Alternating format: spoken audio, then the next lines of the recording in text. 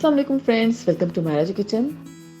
महाराज kitchen में अॼु असां तव्हांजे लाइ ठाहींदासीं हनी लाइम सैलमन जी रेसिपी।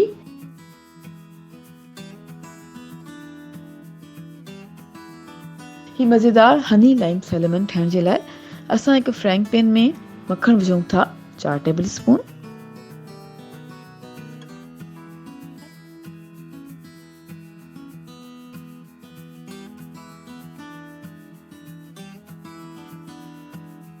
कटियल थूम आहे तक़रीबन 6 खां 8 अदद ॻड़ियूं खणी असां कटे छॾियूं आहिनि ऐं हाणे थूम खे 2 खां 3 मिनट जे लाइ हल्की खां विचोली बाहि जे दरमियान पचाईंदासीं।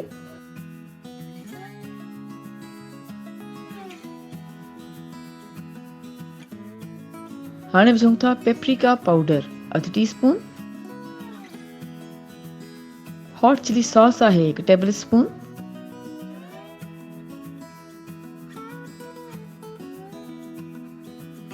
चङी तरह सां मिक्स कंदासीं।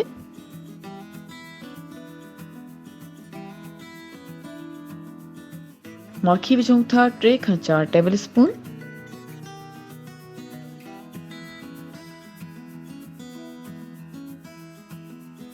चङी तरह सां मिक्स कंदासीं।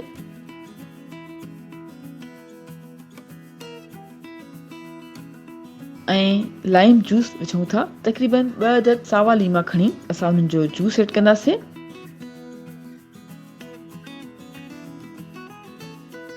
ऐं हाणे थोरो लूणु छणकींदासीं, तव्हां पंहिंजे टेस्ट जे हिसाब सां विझी सघो था।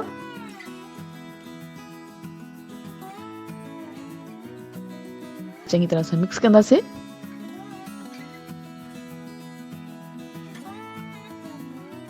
लूणु विझण खां पोइ असांजो सॉस रेडी थी चुको आहे।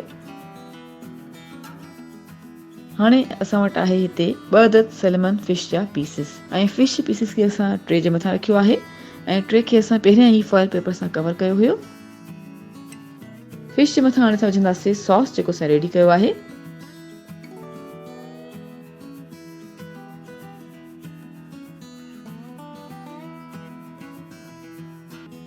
सॉस खे मच्छी जे पीसिस ते चङी तरह सां हणण खां पोइ हाणे असां मच्छी खे तक़रीबन अधु कलाक जे लाइ मैरिनेट करण लाइ रखंदासीं।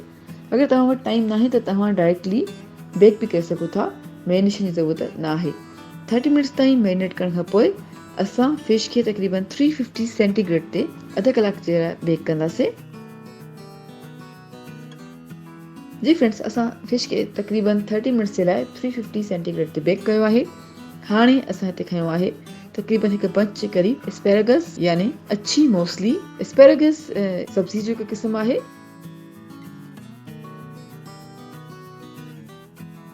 हाणे असां हिकु फ्राइंग पैन में तेल विझंदासीं 1 खां 2 टेबल स्पून। एस्पेरागस ऐड कंदासीं।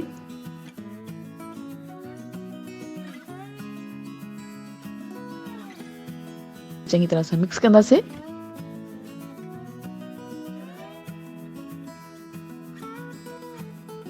असां विझंदासीं कटियल थूम तक़रीबन 2 ॻड़ियूं,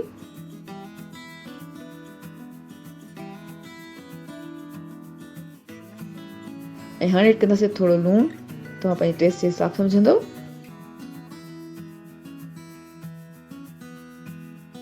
कुझु ब्लैक पेपर पाउडर विझूं था।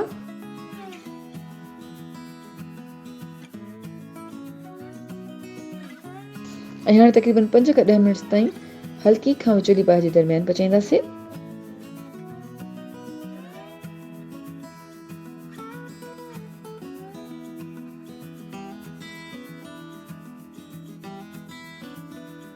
ऐं हाणे विझूं था लाइम जूस, अधु लाइम जो जूस असां ऐड कंदासीं।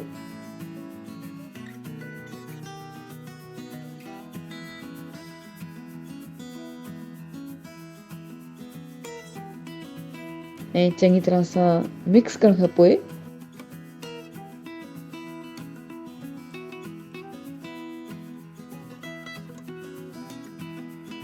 हाणे तक़रीबन 5 मिनट्स जे लाइ हल्की बाहि ते पचाईंदासीं।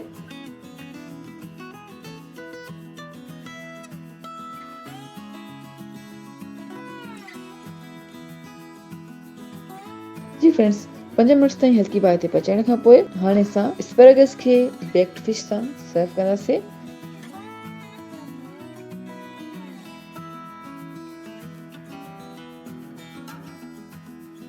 ऐं गार्निश कयूं था सावन धाणनि सां।